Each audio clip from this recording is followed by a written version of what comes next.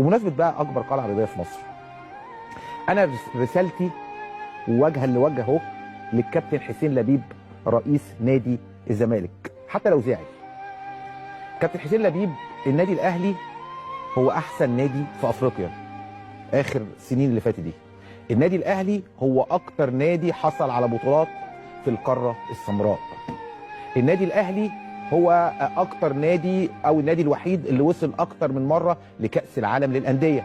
النادي الاهلي هو اقدم نادي، اقدم من نادي الزمالك 1907 و 1911. النادي الاهلي هو بطل الدوري اللي فات وبطل كاس مصر. النادي الاهلي هو بياخد رعايه اكتر من الزمالك يا كابتن حسين يا لبيب. النادي الاهلي يعني اسمه بقى اسم كبير جدا في القاره السمراء، بل كمان في على مستوى العالم بقى معروف بسبب مشاركاته في كاس العالم للانديه. النادي الاهلي، انا بوجه رسالتي لكابتن حسين لبيب وانه قال ان الزمالك اكبر قلعه رياضيه في مصر، وبوجه رسالتي كمان لجمهور النادي الاهلي بيسمعني واللي مجلس اداره النادي الاهلي برضه والجمهور النادي الاهلي.